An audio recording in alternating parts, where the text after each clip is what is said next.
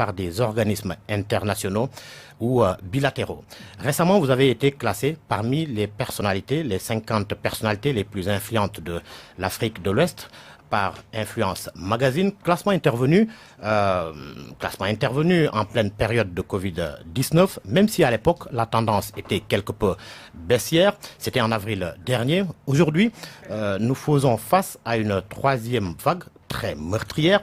Qu'est-ce qui n'a pas marché, à votre avis, pour qu'on en arrive à cette situation? Bonjour Georges. Je voudrais avant tout m'adresser aux auditeurs et téléspectateurs de la TFM pour leur adresser donc mes salutations. Profiter de l'occasion qui m'est offerte afin de présenter mes condoléances à la famille Layène. Donc vous n'êtes pas sans savoir que le khalife général donc, nous a quittés il y a quelques jours. Présenter mes condoléances à la famille Layène, au Sénégal et à la Ouma. Mais aussi donc adresser les mêmes condoléances à la famille de Thiénaba, à la famille de Thiénaba et donc à la communauté sénégalaise et à la Oumma islamique. Donc c'est une grande perte pour le Sénégal, pour les musulmans, et donc nous avons une pensée pieuse à l'ensemble donc des fidèles. Alors vous l'avez dit. Nous vivons actuellement un contexte sanitaire particulièrement meurtrier, sachant que les deux premières vagues qu'on a connues étaient moins létales. Alors, qu'est-ce qui peut expliquer cette situation? La manière dont la crise a été gérée par les autorités de ces pays, je pense peut-être un début de réponse. Puisque vous le saviez au moment de la première vague et de la deuxième vague, nous étions sur des taux extrêmement faibles. Donc je pense que le taux le plus élevé qu'on a connu donc jusqu'au mois d'avril, on était sur des rapports qui ne dépassaient pas les 400 ou 500 cas. Et on a connu dernièrement des journées où on avait des infections qui allaient au-delà donc de 1500, 1600, 1700 cas. Et donc, mais quand vous ramenez maintenant le taux de létalité par rapport au taux de personnes infectées par le virus, on voit également là qu'il y a une hausse, et cette situation est très inquiétante. On voit également le nombre de décès. Je pense que de mémoire de personnes, on n'a jamais connu au Sénégal une telle situation, au point que vous avez dans les cimetières, que ce soit le cimetière Saint-Lazare ou le cimetière de Yoff ou dans les différents cimetières du pays, un nombre extrêmement élevé de personnes enterrées. Cette situation, elle est dramatique.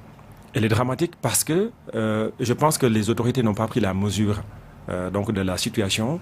Et en réalité, quand on parle donc de la gestion de la crise, il n'y a pas de gestion de cette pandémie, il n'y a pas de gestion de cette crise. Et donc c'est les contre-coups finalement de ce qui n'a pas été fait qui sont en train de nous rattraper. Voilà pourquoi aujourd'hui on voit un nombre extrêmement important donc de personnes emportées par cette... Qu'est-ce qui n'a pas été fait? Écoutez, je pense que quand vous avez en charge la santé des populations, quand vous avez une situation aussi terrible que celle qu'on a actuellement, si les mesures adaptées, appropriées ne sont pas prises, notamment permettant par exemple une gestion prophylactique donc de la crise, aujourd'hui, quand on regarde, on est aux alentours de 1 200 000 personnes vaccinées sur une population de 17 millions. On a démarré la campagne de vaccination il y a de cela 6-7 mois. Alors, donc, on voit que la campagne de vaccination qui aurait dû amener les populations à se faire vacciner donc n'est pas suffisante. Donc ça, c'est un premier constat que j'ai fait. Le deuxième constat est que le taux de vaccins disponible et qu'on doit rendre disponible aux populations, il n'est pas suffisant. Parce que sur une population de 17 millions, avoir moins de 10% de Sénégalais vaccinés, ceci met en risque les populations. Surtout que nous savons que le variant Delta est un variant qui est extrêmement difficile à gérer, qui est assez virulent.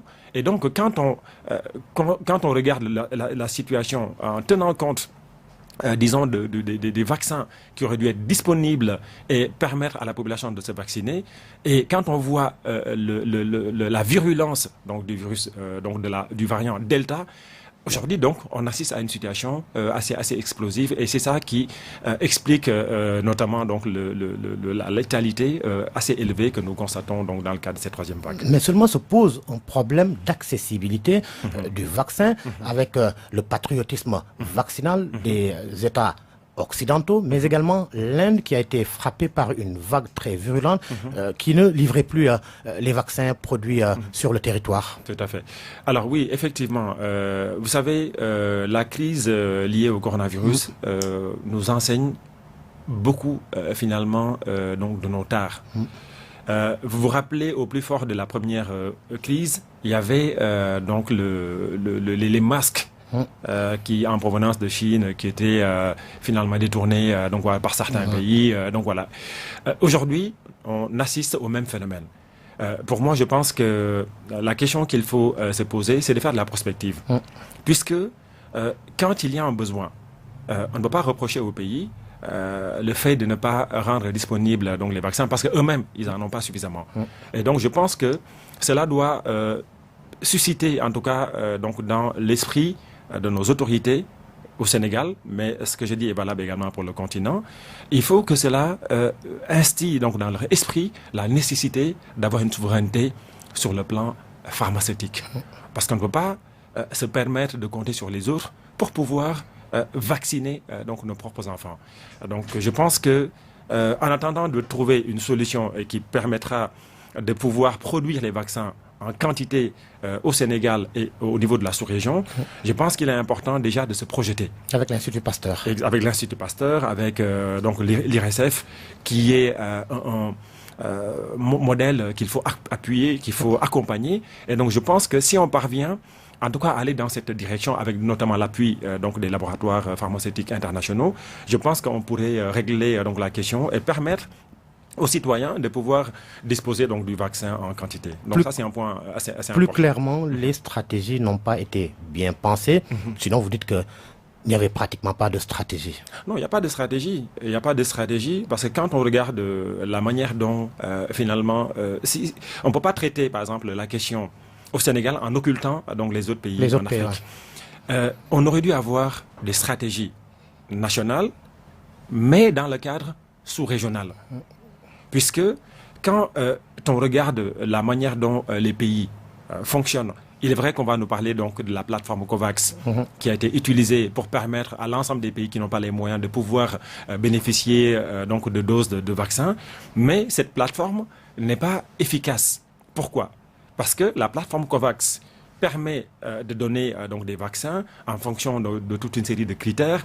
Et il est vrai que certains pays ont pu avoir, des pays comme le Nigeria ont pu avoir peut-être un peu plus de doses, etc. Mais cette formule aurait dû être utilisée dans le cadre d'une véritable stratégie de souveraineté au plan sous-régional. Mais quand vous regardez la plateforme COVAX aujourd'hui, sur 17 millions de doses attendues pour une première injection, nous en sommes à combien ? Donc, je pense qu'il est important de revoir donc la stratégie, si tant est que l'État ait pu disposer d'une stratégie dans le cadre donc de cette pandémie. Mais en tout cas, il est extrêmement important que cette question fasse l'objet vraiment d'un véritable traitement donc dans les plus brefs délais. Alors, Alassane Niang, on avait prédit un désastre en Afrique. Comment expliquer que la pandémie soit moins létale, vous l'avez dit tout à l'heure, dans le continent noir que dans le reste du monde ? Oui, il est vrai que jusqu'à un certain temps, je dirais jusqu'il y a un mois, la pandémie était moins létale en Afrique que ce qu'on a pu constater dans le reste du monde. Mais les chiffres officiels donc de ces dernières semaines, mais également quand on regarde et on observe donc le nombre de personnes, l'activité au sein des cimetières, on voit clairement que le virus a repris, disons, sa virulence létale. Alors, peut-être que les scientifiques nous expliqueront peut-être dans les mois ou dans les années à venir pourquoi le virus a été moins létal en Afrique. Mais en tout cas, nous constatons aujourd'hui, avec beaucoup d'inquiétude, que la létalité du virus donc est assez virulente. Et donc, même si elle n'a pas encore atteint les niveaux qu'on a connus en Occident, aux États-Unis ou sur certains continents, mais il est extrêmement important que nous prenions à bras le corps donc ce variant Delta. Il y aura peut-être d'autres variants demain qui seront peut-être moins létaux. Mais en tout cas, je pense qu'il est important donc de régler la situation, mais en faisant aussi appel à la responsabilité individuelle. Voilà, donc ça c'est extrêmement important. Des chiffres qui, selon certains, seraient sous-estimés. Ben oui, bien sûr. On voit clairement que les chiffres qui sont avancés par le ministère de la Santé ne reflètent pas la réalité. C'est un truisme que de le dire. Nous voyons dans les cimetières, l'activité dans les cimetières, dans les morgues, dans les mosquées, a plus que quadruplé. Donc on voit clairement que le virus est en train de faire des ravages. Y a-t-il transparence dans la gestion sanitaire de cette crise, de cette pandémie? Non, on ne peut pas parler de transparence. Cela est clair, on ne peut pas parler de transparence dans la gestion de cette crise parce que les chiffres qui sont annoncés par le ministère de la Santé sont les chiffres officiels. Mais en réalité, tout le monde sait que le virus est en train de faire donc des victimes. Donc si vous ajoutez donc à ceci, je dirais donc la pratique courante qui consiste à ne pas déclarer je veux dire la cause des décès. Certaines personnes qui meurent donc du corona sans qu'on ne sache quelle est la raison de leur décès, etc. Donc quand vous prenez tout ceci, qu'on applique sur l'ensemble du territoire national, bon, on se rend compte que donc les chiffres qu'on nous avance ne sont pas donc les chiffres de la pandémie. Vous voulez évoquer la problématique du test post-mortem? Exactement, absolument. Combien de structures hospitalières font cette pratique? Et même si, quand elles peut-être souhaitent faire cette pratique, est-ce qu'elles disposent sur l'ensemble du territoire donc des spécialistes pour justement corréler le nombre de décès par rapport à la situation pandémique. Donc, vous voyez, ce sont autant de points sur lesquels donc le gouvernement gagnerait. Parce qu'aujourd'hui, on le sait, certaines populations ne croient toujours pas en l'existence donc de ce virus. Et donc, je crois que en communiquant davantage, mais en étant transparent sur les chiffres, je pense que le gouvernement gagnerait donc à être transparent pour que les populations se saisissent une bonne fois, une fois pour toutes, donc du degré de gravité donc de cette crise que nous vivons et que cela leur permette par la suite de pouvoir prendre les dispositions qui s'imposent en faisant appel donc au sens individuel et au sens de la responsabilité individuelle. Alors sur le plan des politiques économiques, qu'est-ce qu'on aura appris de cette pandémie? Aura-t-elle révélé des faiblesses ou montré des forces de résilience ou des potentialités? Alors, cette pandémie, elle est létale, en tout cas pour cette troisième vague, mais elle constitue une véritable opportunité, notamment sur le plan sanitaire. Je pense que le Sénégal a fait un certain nombre d'efforts en ce qui concerne notamment donc les lits de réanimation, mais c'est pas encore suffisant. L'autre point, c'est que la pandémie a mis à nu l'ensemble des faiblesses structurelles de nos pays. Quel que soit le domaine auquel on peut faire appel, la pandémie est venue mettre à nu finalement toutes les tares donc, de nos institutions, de la pratique donc, de celles-ci. Sur le plan économique, on a également vu que la pandémie n'a pas eu l'impact néfaste qui était escompté. Donc je pense que nous devons tenir compte de ces différents éléments afin de faire de la prospective. En faisant de la prospective, sur le plan sanitaire, on ne peut plus se permettre d'avoir des structures hospitalières au plan régional avec autant de faiblesses. Donc la pandémie aura au moins eu ce mérite. Donc d'enseigner à nos autorités la nécessité vraiment de donner à ce secteur les moyens de pouvoir vraiment régler donc la question sanitaire, même si c'est pas au-delà, même au-delà de la question de la pandémie. Je pense qu'il faut que les structures sanitaires puissent bénéficier de l'ensemble des moyens qui leur permettront de faire face en cas de, par exemple, de résurgence, par exemple, de la pandémie liée au coronavirus ou en cas d'une nouvelle pandémie. Donc il est extrêmement important de tirer les enseignements donc de cette pandémie et en faire donc une opportunité pour régler donc la question sanitaire avec peut-être un peu plus de stratégie et un peu plus peut-être donc de résilience. Sur le plan économique, comme vous avez pu le voir, donc l'État du Sénégal a tenté de venir avec des stratégies, notamment avec donc la question des 1000 milliards, le fonds Force Covid-19. Le fonds Force Covid-19. Mais le problème de ce fonds repose sur la manière dont il a été géré. Donc je pense que le rapport donc du général donc l'a clairement établi, puisqu'un certain nombre d'irrégularités ont été notées. Je pense qu'il faut tenir compte aussi donc de ce type d'enseignement pour essayer d'aller dans la bonne direction, parce qu'on ne peut pas se permettre, dans un contexte où les gens perdent la vie, dans un contexte où il y a un marasme économique du fait de la pandémie, ne pas tenir compte donc de ces enseignements. Donc la pandémie est une chance, entre guillemets, si l'on considère donc les réformes qui doivent en découler avec stratégie.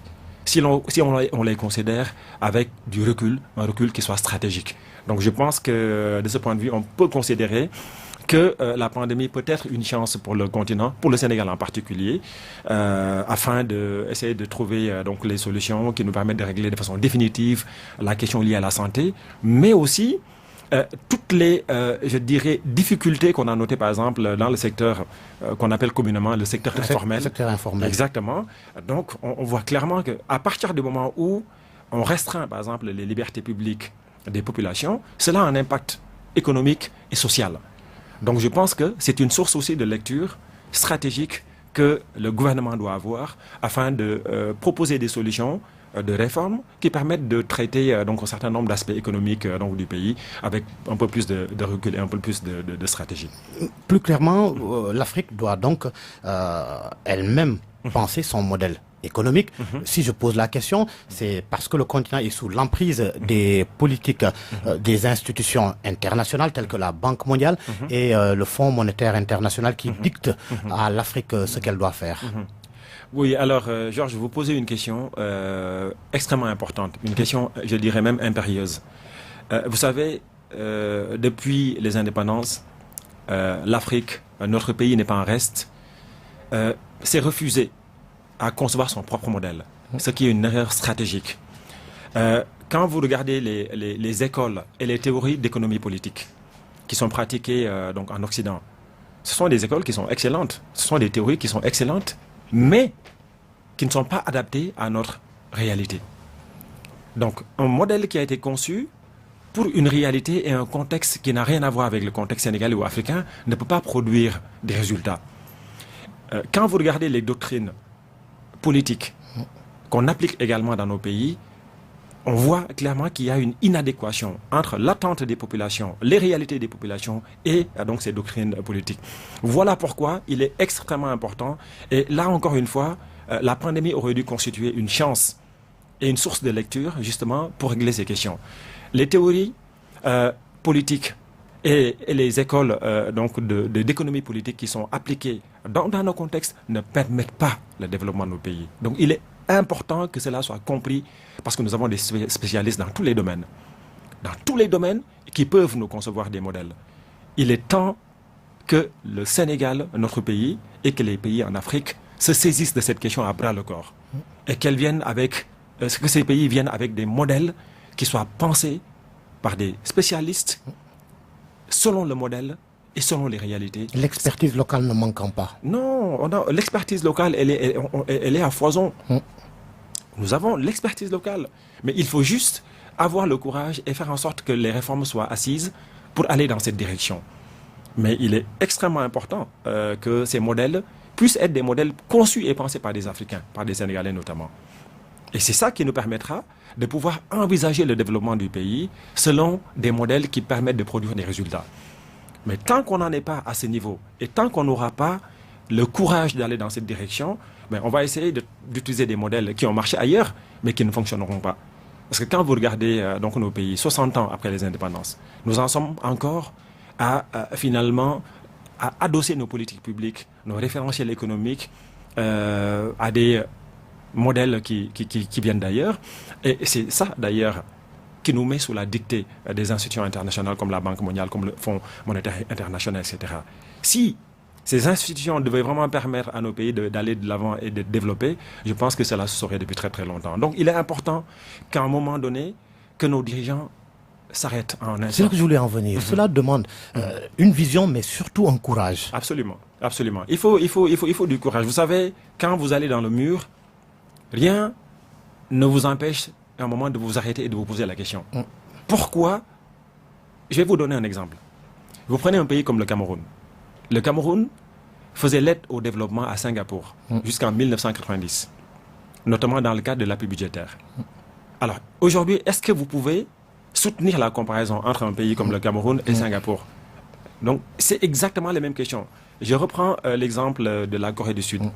La Corée du Sud, à sa demande, demandait au gouvernement sénégalais jusqu'en 1987 l'envoi d'assistants techniques à la demande du gouvernement sud-coréen. L'envoi d'assistants techniques sénégalais pour justement les appuyer donc, dans leur politique publique. Donc le problème de compétence ne se pose pas. Le problème se pose en termes de choix, de courage et de vision. Donc je crois qu'il est temps que les dirigeants s'arrêtent un instant en se disant que ces modèles qu'on a toujours utilisés depuis les indépendances jusqu'à maintenant ne plus producteurs du développement que nous voulons. Et c'est à partir donc de ce moment que nous aurons les outils et les stratégies qui nous permettront vraiment de concevoir avec nos expertises diverses les modèles de développement dont on a besoin avec la même rigueur scientifique qui aura donc ce côté universel et qui nous permettra donc de pouvoir être vraiment sur les sentiers du développement. On en a besoin et nous en avons les moyens, mais cela demande du courage et une vision. À la lumière de cette pandémie, vous développez l'idée selon laquelle on doit mettre en place un fonds souverain, qu'il soit régional ou continental. À quoi consistera ce fonds souverain?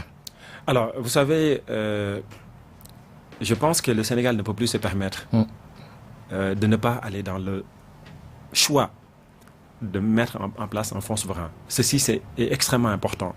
Vous savez, quand vous êtes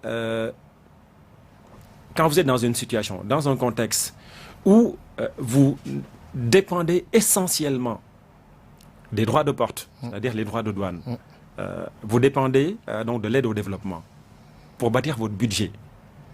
En cas de crise, vous n'avez aucune possibilité. Or, avoir un fonds souverain permet deux choses. Cela vous permet donc de faire face aux chocs exogènes quand ils vous arrivent, mais cela également vous permet de bâtir donc des politiques et des stratégies de développement. Cela vous permet de faire de la prospective et cela vous permet même d'avoir par exemple une diplomatie économique qui permet, je dirais même, l'exportation du secteur privé national. Donc si nous réussissons par exemple à créer un fonds souverain et en lui dotant donc des moyens conséquents et des moyens stratégiques lui permettant de pouvoir faire face, par exemple, à la compétition internationale, donner au secteur privé de pouvoir rayonner, vous allez voir que un certain nombre de points sur lesquels donc nous devons compter, un certain nombre de leviers sur lesquels le Sénégal doit compter pour asseoir son développement économique. Je peux vous assurer que nous pouvons vraiment aller dans cette direction et faire en sorte que cela puisse donc produire donc les effets escomptés. Donc la création d'un fonds souverain pour moi est un élément extrêmement important auquel le Sénégal doit réfléchir, mais le faire de façon stratégique. Donc ça, c'est important. Les vaccins, on en reparle. En attendant que les pays aient des unités pharmaceutiques peut-être pour lutter dans l'immédiat contre la pandémie de Covid-19, une forte tension, on l'a souligné tout à l'heure, est notée sur les vaccins. Sur quel levier nos États doivent appuyer? On n'en produit pas et il est difficile de s'en procurer. Mais vous savez, les unités pharmaceutiques, vous avez dans les années 50 un ouvrage qui s'appelle L'introduction à la médecine générale, rédigé par le docteur Dominique Traoré, qui est un spécialiste donc de la biologie et de la pharmacie. Mais dans son ouvrage, il vous donne avec le menu détail l'ensemble des vaccins qui peuvent être produits en Afrique. Parce que nous avons finalement la base qui produit donc les principes actifs, nous en avons à foison sur le continent. Comme je disais tout à l'heure sur donc les modèles de développement économique et les modèles de politique économique et d'économie politique, c'est une question de vision et de courage. Il est temps aujourd'hui pour le Sénégal, il est temps pour l'Afrique que nous puissions disposer donc des unités de production pharmaceutique. Puisque nous avons des spécialistes en biologie moléculaire au Sénégal, nous en avons sur le continent. Donc, qu'est-ce qui se passe comme problème? Et quand vous prenez les spécialistes que nous avons dans nos pays, ce sont ces mêmes spécialistes qui sont utilisés dans d'autres pays, qui travaillent dans de grands laboratoires. Donc le problème de compétence ne se pose pas. Le problème se pose en termes de vision stratégique et en termes de priorité et de choix. Et si aujourd'hui nous faisons une lecture, je dirais, réflexive de la situation pandémique, on ne peut plus se permettre de ne pas aller dans cette direction. Parce qu'on le voit aujourd'hui, nous avons besoin de ces vaccins, mais nous n'en avons pas accès. Ou quand on y a accès par compte-gouttes. Donc il est important de réfléchir à des choix, stratégiques qui nous permettent la production et le faire dans le cadre d'une chaîne de valeur. Que ce soit nationale, régionale, mais même globale. Nous en avons les moyens, il faut juste essayer de trouver donc, les réformes qu'il faut, définir l'environnement dans lequel donc, ce travail va être fait et faire en sorte que nous puissions aller dans cette direction. Et cela pourrait donc vraiment constituer une bonne approche. Et quand on pense donc à ces industries, à ces unités pharmaceutiques, ne pas seulement le penser à l'aune de la situation donc, pandémique actuelle, le faire de façon aussi prospective. Puisqu'il y aura demain d'autres pandémies. Anticiper. Exactement. Il faut le faire par anticipation, réfléchir. Et c'est ça qui permettra même de créer aussi un écosystème autour de l'industrie pharmaceutique.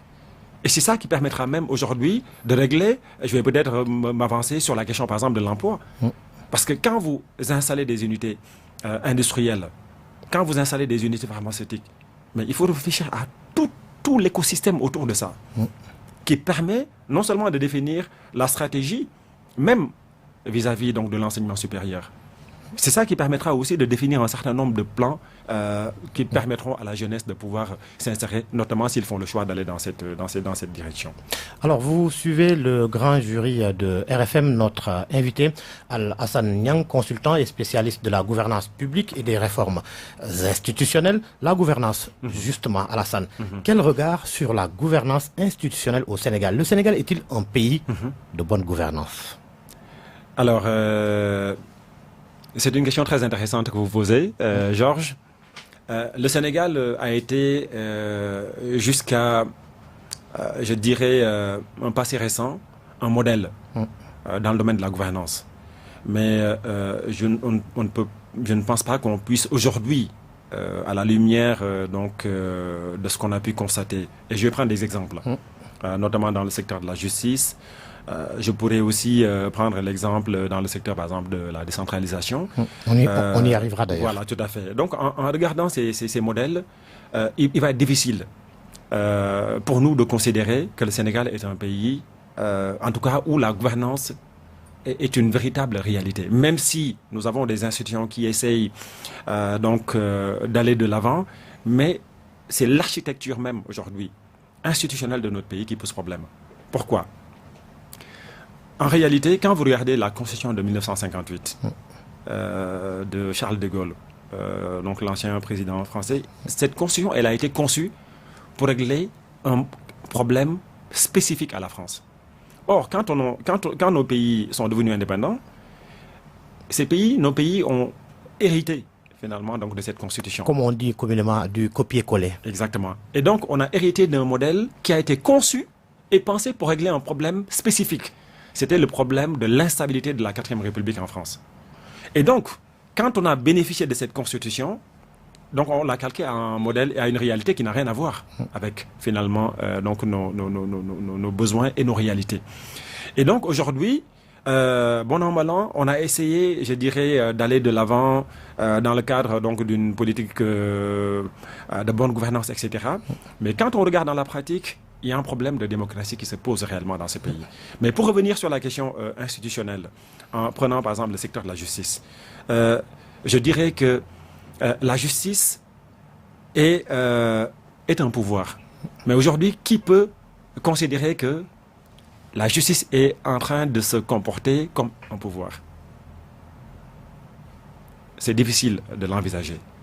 Voilà pourquoi je considère que le problème qui se pose aujourd'hui à la justice, qui est un problème de mauvaise perception, qui est un problème donc d'indépendance, le ministère de la Justice est quelque chose qu'il faut purement supprimer. Ah ouais, pourquoi?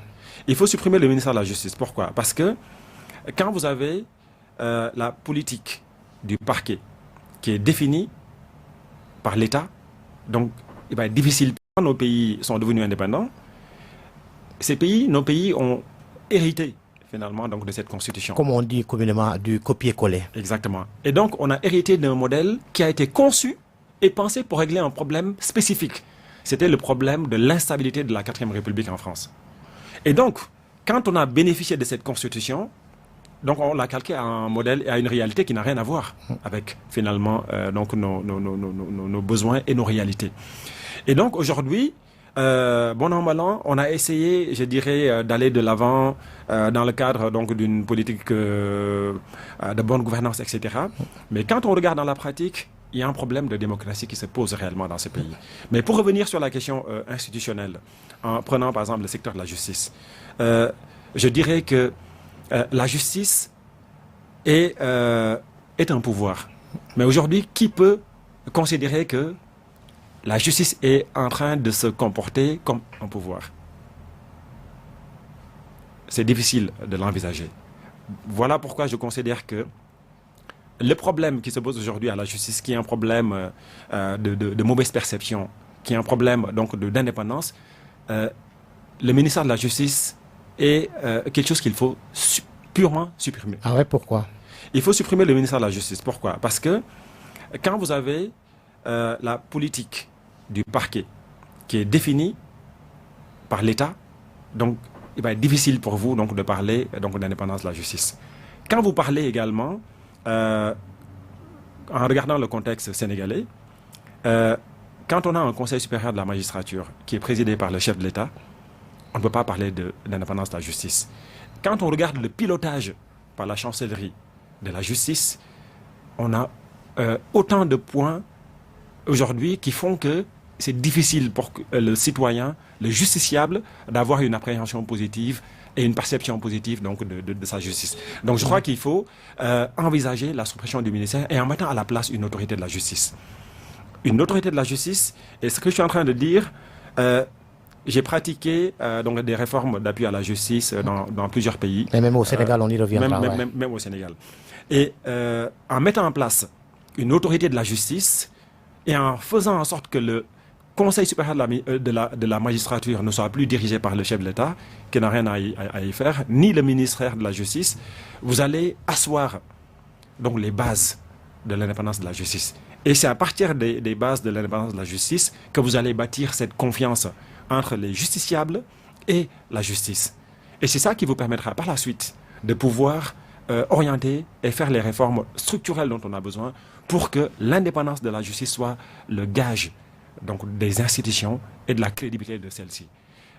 Tant qu'on n'aura pas une autorité de la justice avec une véritable indépendance qui permette d'aller dans cette direction, il va être difficile donc de régler la question des institutions et de la question de la bonne gouvernance dans ce pays. Et comme vous le savez, s'il n'y a pas de gouvernance dans un pays, ou en tout cas si la pratique de la bonne gouvernance donc n'est pas une réalité, donc tout le reste, notamment donc l'attraction du pays sur le plan par exemple de l'investissement devient assez difficile et devient même une gageure. Suppression du ministère de la Justice, mise en place d'une haute autorité de la justice, mais sur quelle base doit-on mettre cette haute autorité de la justice et des personnalités qui vont la composer? Alors, quand vous avez une haute autorité de la justice, il faut conduire la réforme de façon concomitante avec la réforme du Conseil supérieur de la magistrature. Alors, certains diront oui, vous voulez peut-être mettre en place une république des juges. Non, ce ne sera pas le cas. En mettant en place une autorité de la justice, l'idée est très simple. C'est de faire en sorte que l'État sera celui qui proposera, donc celui qui va incarner cette autorité de la justice avec le concours de l'Assemblée nationale.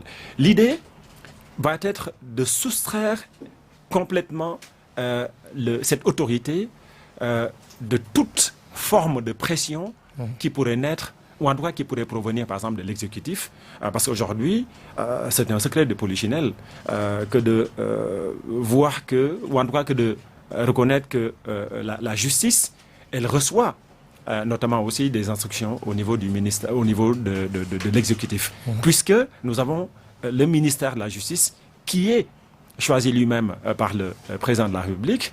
Vous avez donc le Conseil supérieur de la magistrature qui est présidé par le président de la République. Vous avez donc la carrière des magistrats qui est notamment aussi, entre guillemets, sous la responsabilité du chef de l'État.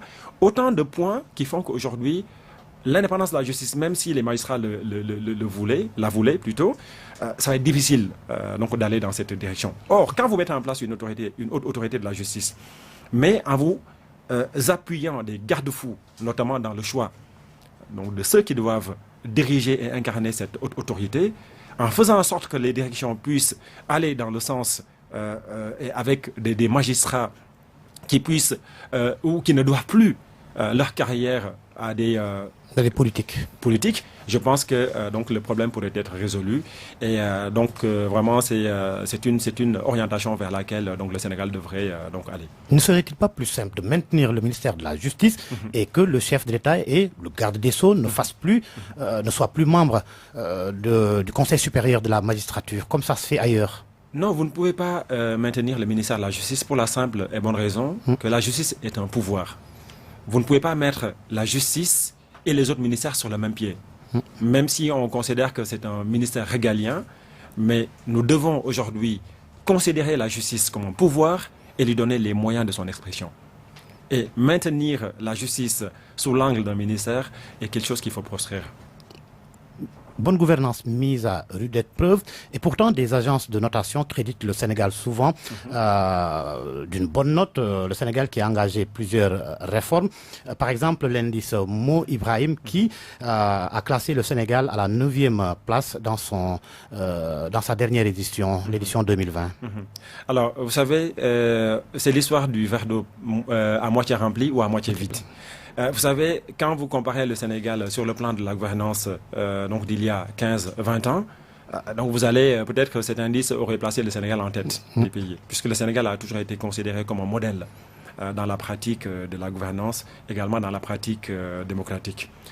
Aujourd'hui, vous avez un recul, 9e place sur le continent. Vous me direz que ce n'est pas mal, mais je pense que quand on connaît l'histoire de ce pays, la trajectoire que ce pays a eue jusqu'ici, on ne peut pas se satisfaire donc de cette position. Et puis, quand vous regardez par exemple un certain nombre de pays que je ne citerai pas, qui étaient très très loin derrière le Sénégal, aujourd'hui ces pays ont une expression démocratique et ont une pratique de la gouvernance qui n'a rien à voir avec celle qu'on a. Et donc je pense que il faut envisager, malgré que la 9e place n'est pas, je dirais, donc une mauvaise place, mais je pense qu'il faut faire de la prospective et en nous disant que le Sénégal n'est pas n'importe quel pays. Le Sénégal ne peut pas avoir ne peut pas avoir la trajectoire qu'il a eue et se contenter donc de ce type donc de position. Donc je pense qu'il faut aller de l'avant, réfléchir à ce qui doit faire notre force. Justement, c'est bien, mais peut mieux faire, doit mieux faire. Que faire donc pour une bonne conduite des politiques publiques? Vous savez, la pratique des politiques publiques, je vais prendre l'exemple de la décentralisation. Je devais en parler tout à l'heure. Bien sûr. Il faut qu'il y ait une adéquation entre les textes qui régissent nos institutions et la pratique du développement. Je m'explique. Les textes qui régissent par exemple la décentralisation, quand vous regardez la première réforme en matière de décentralisation, elle a été conduite non pas dans la perspective de développer les collectivités locales, mais dans la perspective de permettre au Parti socialiste un maillage du parti.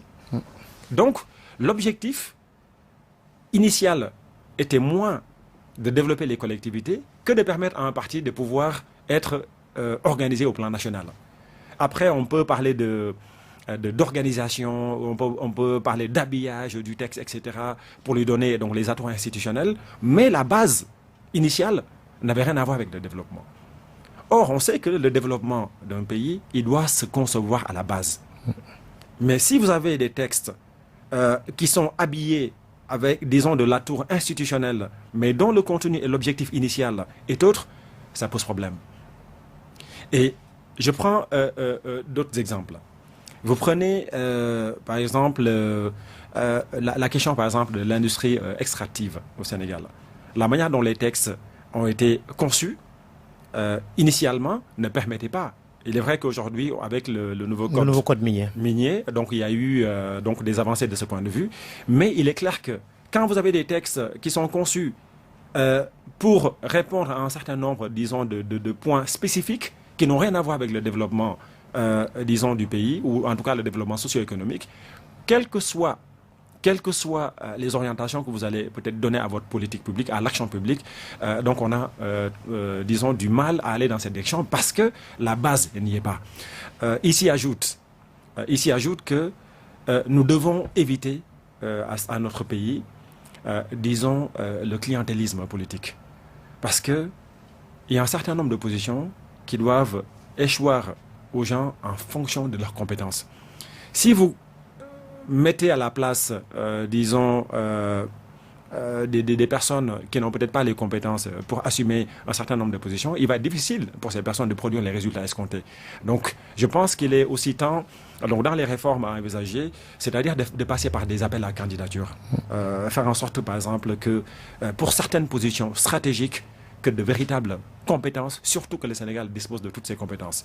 Donc, je pense que le pays gagnerait à s'ouvrir davantage, faire en sorte que les compétences dont on a besoin dans ces pays soient mises à profit, soient convoquées et mises à profit au service donc du développement socio-économique de ces pays. La décentralisation que vous avez évoquée, pourtant récemment l'on a eu l'acte 3 de la décentralisation qui pouvait même être qualifié de consécration du territoire comme l'espace de développement. Oui, mais moi je vous retourne la question. Est-ce que depuis l'acte 3 de la décentralisation, est-ce qu'on a assisté à une consécration du développement? Pourquoi ça ne décolle pas avec cet acte 3 de la décentralisation? Parce que c'était un acte politique. C'était un acte politique. Vous savez, moi j'arrive de Thiès. Quand vous avez la ville de Thiès, donc vous avez donc la ville, vous avez les 3 communes. Quand vous ne parvenez pas à avoir 2 milliards de budget pour toute la ville de Thiès, c'est qu'il y a un problème. Donc, il est temps que les politiques publiques soient pensées dans la perspective d'asseoir le développement des collectivités. Plus de ressources pour les collectivités territoriales. Au-delà de la question des ressources, puisque les ressources, il faut les concevoir de façon stratégique. Au-delà des ressources, ce qu'il faut, c'est de régler l'aspect conceptuel donc de notre politique de décentralisation. Or, aujourd'hui, l'acte 3 de la décentralisation, malgré un certain nombre d'avancées sur le plan textuel, mais tout le monde sait que le texte a été conçu dans la perspective de régler un certain nombre de considérations politiques. Donc, c'est pour cette raison, d'ailleurs, que certaines villes ont été affaiblies, notamment donc la ville de Thiès, donc la ville de Ziguinchor, etc., la ville de Dakar, au profit de certaines donc communes d'arrondissement.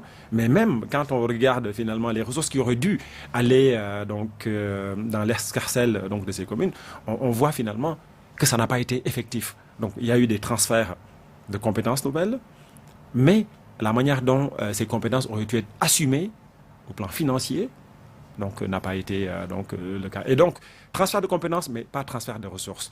Donc, il est important de concevoir donc les politiques de décentralisation de façon holistique, en se donnant les moyens et en donnant aux collectivités la possibilité d'aller même aussi dans le cadre des coopérations décentralisées. Or, aujourd'hui, ce n'est pas le cas. L'autre souci que nous voyons aussi donc dans le cadre donc des politiques de décentralisation, c'est que dans les collectivités, rares sont celles qui disposent disons, de ces ressources permettant d'asseoir des politiques de développement local. Et d'ailleurs, c'est pour cette raison que nous avons une agence de développement local qui est mise à la disposition donc, des communes afin de concevoir des projets de développement, etc. Donc, je pense qu'il faut revoir le processus dans son ensemble, dans sa globalité, faire en sorte que des talents puissent concevoir des politiques locales, des plans de développement au plan local et que tout ceci se fasse dans le cadre d'une politique de mobilisation de ressources, que ce soit dans le cadre d'une coopération décentralisée ou que ce soit dans le cadre de la mobilisation des ressources locales, des ressources, par exemple, bâtir aussi peut-être une politique fiscale locale qui permette aux collectivités de pouvoir disposer des ressources permettant d'aller donc dans le développement donc les populations attendent au plan local. Et ce pays ne peut pas se développer si les collectivités sont ballantes. Les collectivités doivent disposer de l'ensemble des moyens qui leur permettent d'aller de l'avant. Et l'État aurait tout à gagner à ce que le développement soit conçu et assis à partir donc, de la base. Puisque, au niveau de la base, l'appréhension qu'on a des problématiques au niveau de la base ne peut pas être la même au niveau central. Donc il est extrêmement important donc, de revoir tous ces aspects d'un point de vue stratégique. Faudrait-il tout remettre à plat? Ah oui, absolument. En fait, peut-être tout remettre à plat, vous savez... Faire un toilettage. Oui, vous savez, les assises nationales sont des documents extrêmement importants qui avaient réfléchi à toutes ces questions. Je crois qu'il est important, je dirais, de revoir la vision de l'État que nous voulons au Sénégal.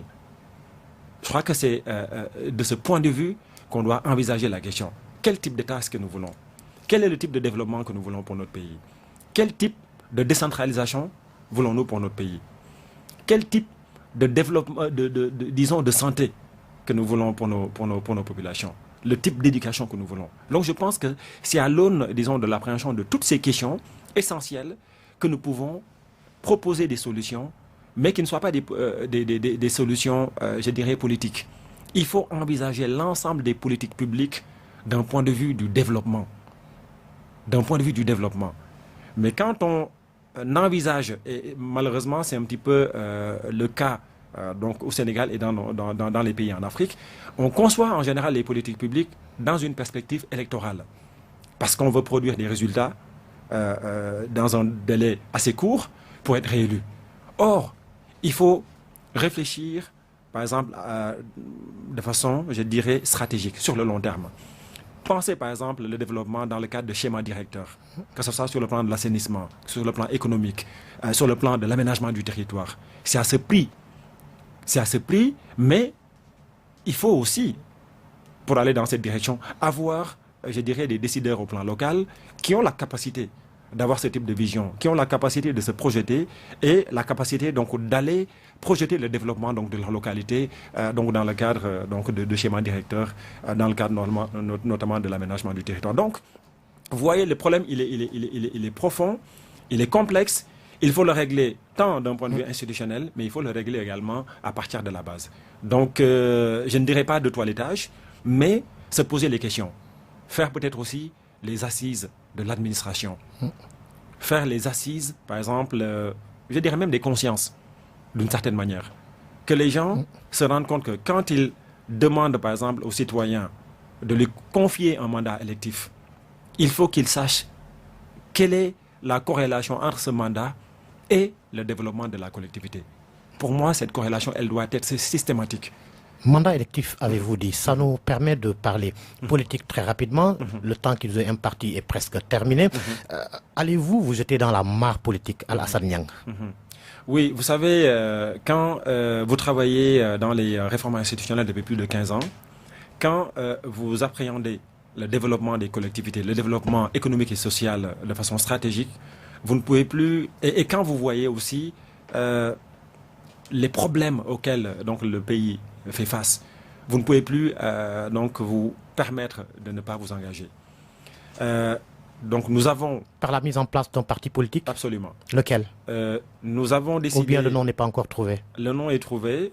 J'ai décidé donc de donner à ma vie un nouveau sens qui prendra la forme d'un engagement politique à travers la création d'un parti politique qui s'appelle Jiital Wareef, le devoir en mouvement.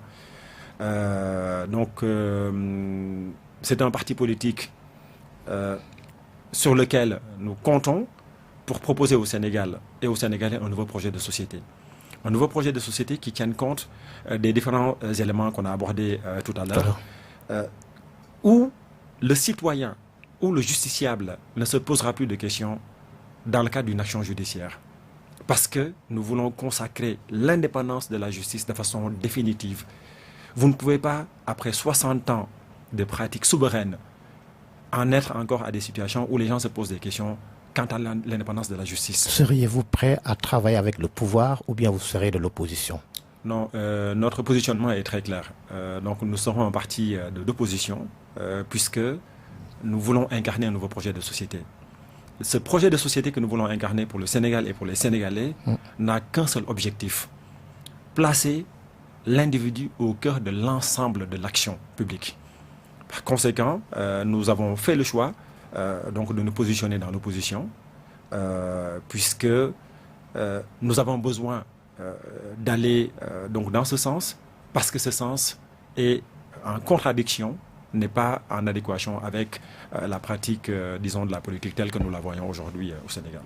Dites-vous, comme la plupart des partis de l'opposition, que la démocratie est mise à rude épreuve au Sénégal? Ah oui, oui, c'est un truisme que de le dire. Le Sénégal faisait figure d'exemple. Mais aujourd'hui, il est clair que la démocratie, elle est mise à rude épreuve, pour reprendre votre expression. Et je pense d'ailleurs même qu'il faut revisiter même la notion de démocratie. Il faut, disons, se poser la question à l'aune de l'acception du citoyen, mais également de l'État. Quand on parle de démocratie en général, les gens ont tendance à convoquer les élections et donc la liberté d'expression. Or, la démocratie, c'est un ensemble. La démocratie, c'est un ensemble. Le fait d'avoir... Ce n'est pas que le vote. Mais justement, et c'est ça le drame. Parce qu'aujourd'hui, quand on parle de démocratie, les gens vous parlent de vote, on vous parle d'alternance, etc. Mais ça va au-delà de ça. Vous savez, l'alternance, le vote, ce sont seulement je dirais, des indicateurs. Mais vous en avez beaucoup, des indicateurs. Les indicateurs qui doivent consacrer le degré, ou en tout cas la solidité de la démocratie d'un pays, donc sont nombreux. Donc, mais si on les considère seulement à l'aune, je dirais, d'une ou deux alternances avec donc le droit de vote, etc., on fait une mauvaise lecture donc, de ce que devrait être la démocratie au Sénégal.